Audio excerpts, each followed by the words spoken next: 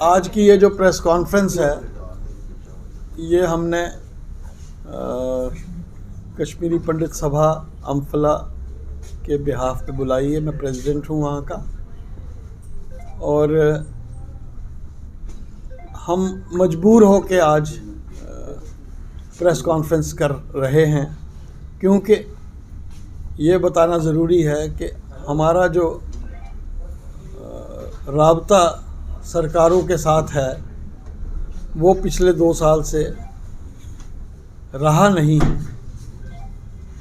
ये हम नहीं जानते कि क्या वजह है कि ऑनरेबल प्राइम मिनिस्टर माननीय नरेंद्र मोदी जी, जो कि देश के यशस्वी प्राइम मिनिस्टर हैं और जिनका ये कहना है कि सबका साथ, सबका विकास और सबका विश्वास की पॉलिसी को इन्होंने अडॉप्ट किया है, तो हम कश्मीरी पंडित जो हैं क्या उस पॉलिसी के बीच में हम फॉल नहीं करते हैं?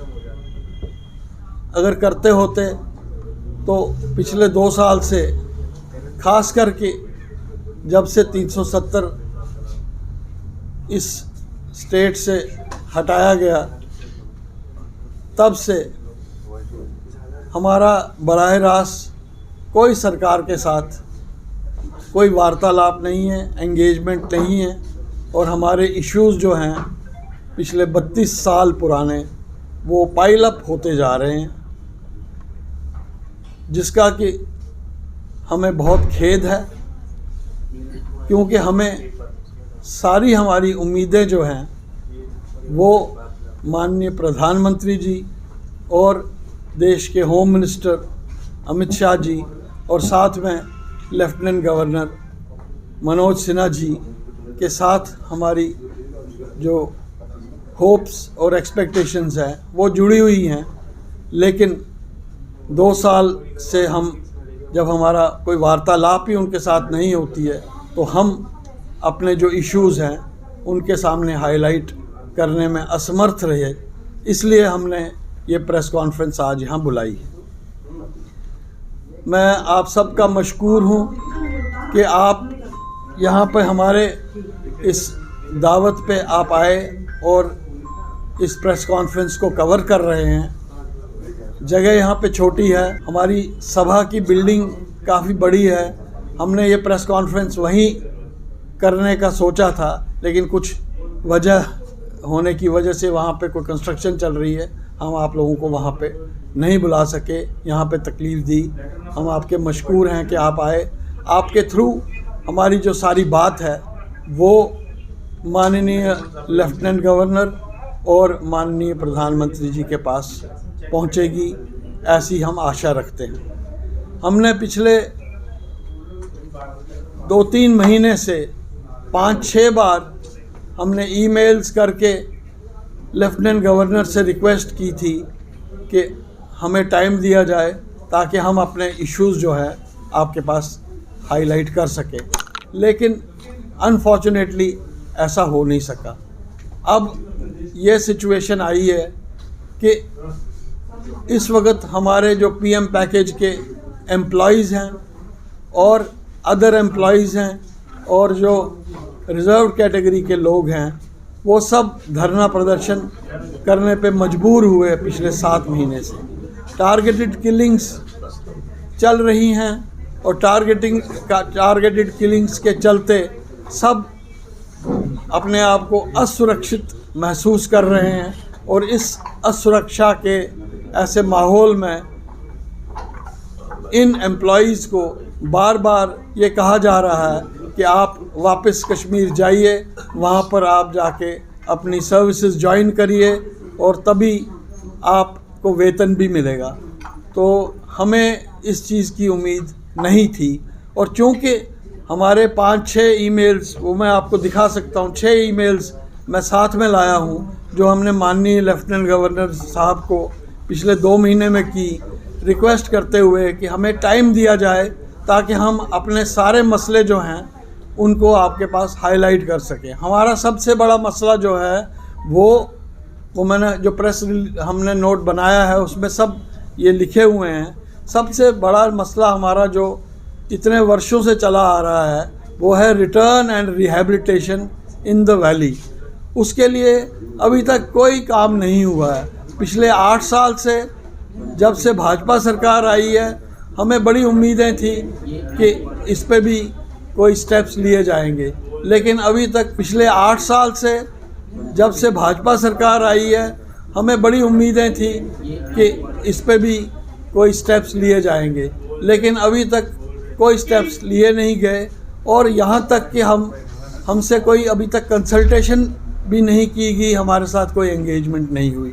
मैं आपसे यहाँ पे वाज़े करना चाहता हूँ कि जो 24 जून की मीटिंग थी लास्ट ईयर 2021 में माननीय प्रधानमंत्री जी ने जहाँ अपनी हमारे प्रदेश के सारी पॉलिटिकल पार्टीज़ को बुलाया था, उस टेबल पर कश्मीरी पंडित्स की एब्सेंस सबको नज़र आ रही थी।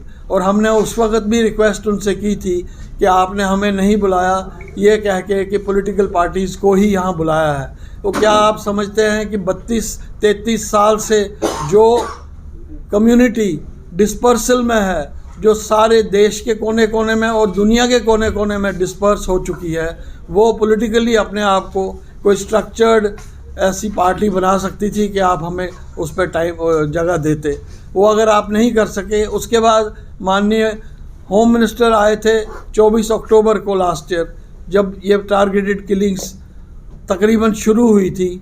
वहाँ पे कश्मीर में बिंद्रू जी को मारा गया था और भी रिज़र्व कैटेगरी के लोगों को मारा गया था।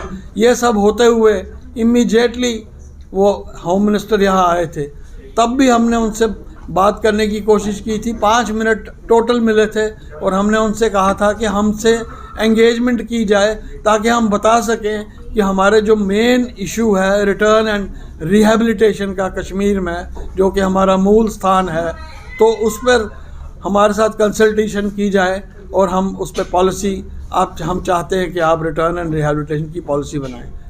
वो सब हो नहीं सका, आज तक कुछ ऐसा बना नहीं। हमने कमेटी के लिए कहा था तो फिर उसके बाद हमने कमेटी की डिमांड भी छोड़ दी। हम सिर्फ चाहते हैं कि हमारे साथ वो बातचीत करें, एंगेजमेंट करें। और ये भी हम जानते हैं कि कश्मीर में अगर कभी भी सेटलमेंट रीसेटलमेंट होगी तो जो वहाँ की मेजॉरिटी कम्युनिटी है उनके साथ मिल बैठ के, क्योंकि 32 साल का एक गल्फ़ आया हुआ है बिटवीन द टू कम्युनिटीज़, उस गल्फ़ को रिपेयर करने की ज़रूरत है। एक माहौल को, एनवायरनमेंट को बनाने की ज़रूरत है। चाहे किसी भी पॉलिसी को आप बनाएं रिटर्न एंड रिहैबिलिटेशन के लिए, उसको तभी सक्सेस मिल सकती है अगर आप उसमें आपस में जो तलखियां हैं उनको दूर कराएं, उनके साथ मिल बैठ के, क्योंकि 32 साल का एक गल्फ़ आया हुआ है बिटवीन द टू कम्युनिटीज़, उस गल्फ़ को रिपेयर करने की ज़रूरत है। एक माहौल को, एनवायरनमेंट को बनाने की ज़रूरत है।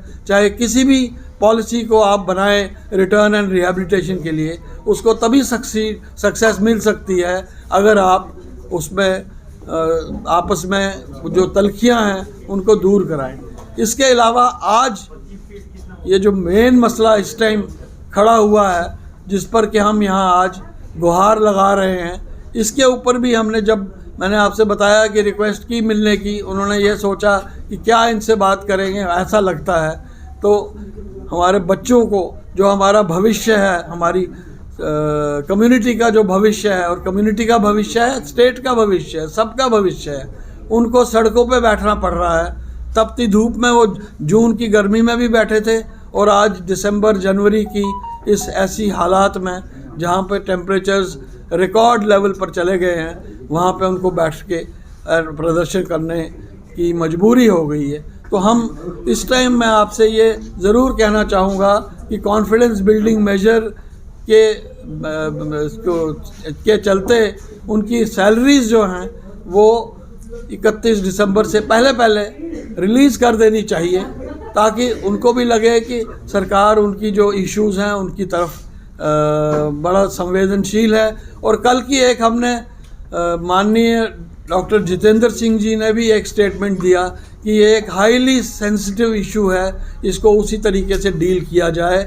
उन्होंने ये भी कहा कि अगर हमें 10-12 डिपार्टमेंट भी, दफ्तर भी बंद करने पड़ते हैं, तो तब भी एक भी किलिंग वहाँ नहीं होनी चाहिए। तो ये सब चीज़ें मद्देनज़र रख के, इसमें कौन सी ऐसी बड़ी बात है कि आप इनकी सैलरियाँ निकाल दें, इनके साथ बैठ के, हम नहीं कहते हमें इन्वॉल्व करें इनके साथ बातचीत करने में, क्योंकि ये लोग इश्यूज़ जानते हैं, चाहे वो रिज़र्व्ड कैटेगरी के लोग हैं, चाहे वो पीएम पैकेज के लोग हैं, चाहे अदर माइनॉरिटी के एम्प्लॉयज़ हैं, उनके साथ बैठ के बातचीत करें, आगे के लिए क्या रास्ता निकालना।